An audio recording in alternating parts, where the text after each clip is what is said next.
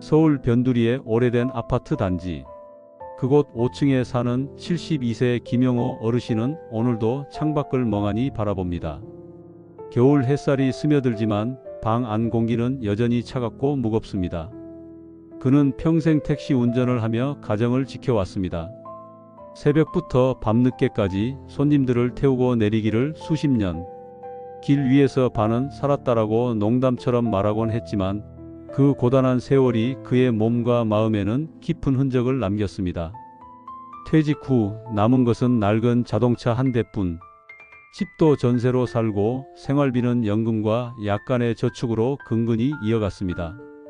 하지만 매달 약값만 해도 10만 원이 훌쩍 넘어 손에 쥔 돈은 늘 빠듯했습니다. 차라도 팔아야 하나. 그는 여러 번 마음속으로 고민했지만 선뜻 결정을 내리지 못했습니다. 차는 단순한 물건이 아니었습니다. 자식들을 키우며 학원에 데려다 주던 기억, 아내와 함께 시장을 다니던 추억이 고스란히 남아 있었기 때문입니다. 게다가 병원에 갈 때도 짐을 옮길 때도 여전히 차가 필요했습니다. 그러나 아이러니하게도 그 차 때문에 그는 생계급여 대상자에서 늘 제외되었습니다. 자동차는 재산으로 잡히기 때문이었습니다. 내가 무슨 부자라고 차 한 대 때문에 이렇게 사각지대에 놓이다니. 그는 서류를 제출할 때마다 고개를 숙였습니다. 주민센터 직원도 안타까운 표정을 지었지만 기준은 바꿀 수 없었습니다. 그렇게 수년 동안 김영호 어르신은 복지 제도의 문턱에서 계속 밀려났습니다. 하지만 2025년 드디어 변화가 찾아왔습니다. 보건복지부가 내년도 복지 예산을 크게 늘리면서 자동차 재산 기준이 완화된 것입니다.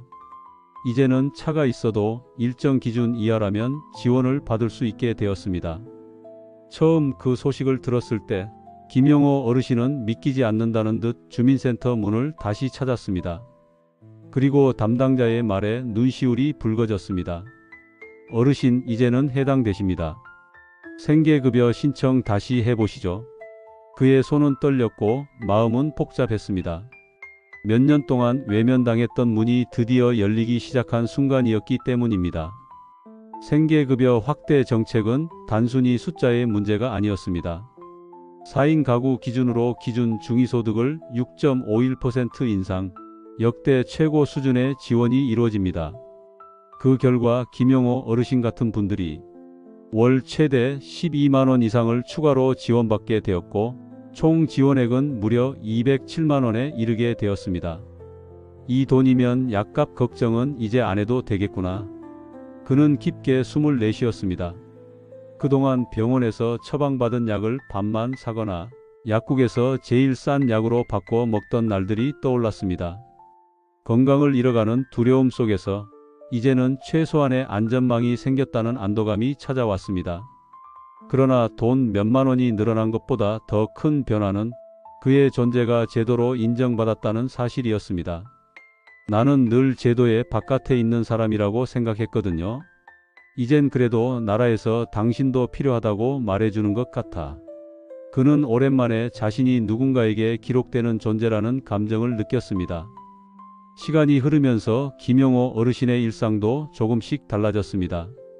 이전에는 가끔씩 끼니를 건너뛰기도 했지만 이제는 소박하게나마 세 끼를 챙겨 먹습니다. 밥을 먹으니 약도 거르지 않고 먹게 되고 몸이 조금은 가벼워진 것 같아요. 또한 이웃과의 대화도 늘었습니다. 동네 마트에서 만난 주민에게 이제 생계급여 받게 됐다고 말하니 주민도 웃으며 저도 이번에 대상자 됐어요. 라고 답했습니다. 서로의 처지가 다르지 않음을 확인하며 그들은 한동안 이야기를 나눴습니다. 정책 하나가 사람들을 묶어주는 작은 연결고리가 된 순간이었습니다. 생계급여 확대는 단순히 통계상의 숫자 상승이 아니었습니다. 그것은 한 사람의 하루를 다시 움직이게 만드는 힘이었습니다. 김영호 어르신은 이제 매달 지원금을 받으면서 내가 여전히 살아갈 수 있다는 용기를 얻게 되었습니다. 그는 여전히 차를 몰고 병원에 갑니다. 하지만 그 길은 예전과 달랐습니다.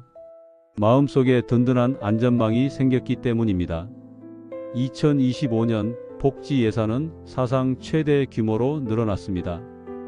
그 안에는 수많은 김영호 어르신들의 이야기가 숨어 있습니다.